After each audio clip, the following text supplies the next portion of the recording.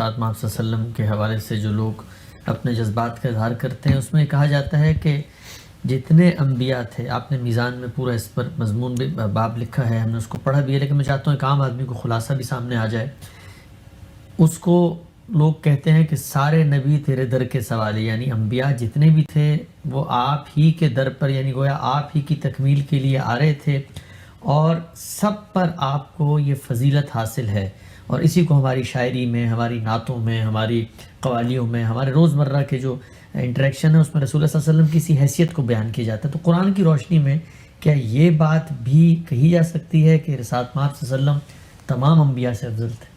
قرآن مجید اس سے بالکل مختلف بات کہتا ہے۔ وہ یہ کہتا ہے کہ یہ فضیلت کی بحثیں بالعموم امتوں کے مابین مناقشات کا باعث بن جاتی ہیں، چنانچہ اچھی طرح سمجھ لو کہ ہم نے ہر پیغمبر کو کسی نہ کسی پہلو سے دوسرے پر فضیلت دی ہے، بلکہ آگے مثالیں دے کے بتایا ہے کہ موسیٰ علیہ السلام کو ہم نے یہ فضیلت دی کہ براہ راست ان کے ساتھ کلام کیا گیا، یہ کسی اور کو فضیلت حاصل نہیں ہوئی۔ سیدنا مسیح علیہ السلام کے کچھ خصوصی معاملات ہیں، وہ بن باپ کے پیدا ہوئے، ان کو غیر معمولی معجزات دیے گئے، روح القدس گویا خدمت میں کھڑے ہیں کہ جو کچھ وہ کر رہے ہیں فوری طور پر اس کے نتائج سامنے لے آئے جائیں۔ تو یہ کچھ مثالیں دے کے قرآن مجید نے یہ بتایا کہ ہر پیغمبر کے ساتھ ہمارا معاملہ رہا ہے۔ رسالت مآب صلی اللہ علیہ وسلم نے متعدد موقعوں پر اس کی نفی کی۔ میں نے وہ ساری روایتیں اپنی کتاب میزان میں نبی کی فضیلت کے باب میں اکٹھی کر دی ہیں، جن میں آپ نے توجہ دلائی کہ اس طرح کی باتیں نہ کہا کرو، اور پھر یہ بتایا کہ 6 چیزیں ہیں جن میں مجھے دوسرے پیغمبروں پر فضیلت حاصل ہے۔ ان میں خاص طور پر یہ ہے کہ مجھ پر نبوت ختم کی گئی ہے، اور اب قیامت تک کے لیے سب انسانوں کے لیے میں ہی اللہ کا رسول ہوں۔ تو اس سے یہ تصور دیا گیا ہے کہ اللہ تعالیٰ نے سب پیغمبروں کے ساتھ الگ الگ معاملہ کیا ہے،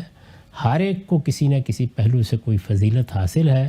رسالت مآب صلی اللہ علیہ وسلم کو بھی بعض غیر معمولی فضیلتیں حاصل ہیں۔ صحیح تصور یہ ہے، لیکن امتوں کے اندر یہ خرابی پیدا ہو جاتی ہے۔ ہم مسلمانوں کو تو یہ تعلیم دی گئی تھی کہ رسول یا نبی ہونے کی حیثیت سے ہم کسی نبی یا کسی رسول کے معاملے میں کوئی تفریق نہیں کریں گے۔ اس امت کا کلمہ جامعہ قرآن میں یہ بیان ہوا ہے کہ لا نفرق بین احد من رسلہ،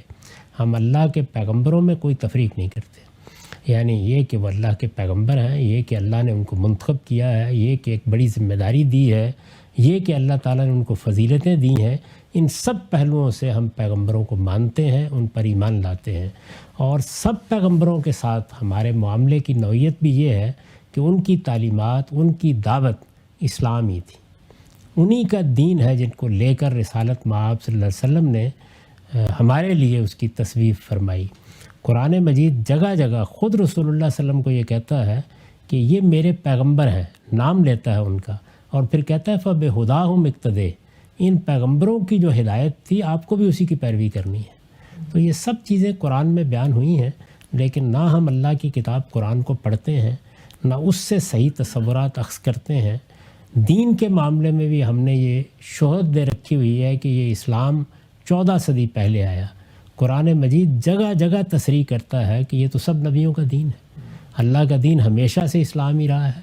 آدم علیہ السلام سے لے کے محمد الرسول اللہ تک ایک ہی دین پیش کیا گیا ہے۔ تو ان تصورات کی بھی اصلاح ہونی چاہیے، اور جس جگہ اللہ کی کتاب نے ہمیں کھڑا کیا ہے وہیں کھڑا ہونا چاہیے۔ تاہم یہ ایک مشکل چیز ہوتی ہے۔ اللہ کی کتابیں آتی بھی اسی لیے ہیں، اور میں کئی مرتبہ توجہ دلا چکا ہوں کہ کتاب اللہ کے نزول کا مقصد یہ بتایا گیا ہے لِيَحْكُمَ بَيْنَ النَّاسِ فِي مَا اخْتَلَفُوا فِيهِ، دین کے معاملے میں اختلافات کا فیصلہ کر دے۔ ہمارا معاملہ یہ ہے کہ ہم اللہ کی کتاب کی تصریحات کے بجائے اپنے اپنے ذوق کی روایتیں منتخب کر لیتے ہیں۔ تو ان سب کو خدا کی کتاب کے سامنے پیش کیجئے، اس سے جو تصور بنتا ہے وہ یہ ہے جو میں نے آپ کے سامنے رکھ دیا ہے۔ اور اگر اس کو مزید تفصیل سے دیکھنا ہو تو میری کتاب میزان میں نبی کی فضیلت کا باب پڑھ لیجئے۔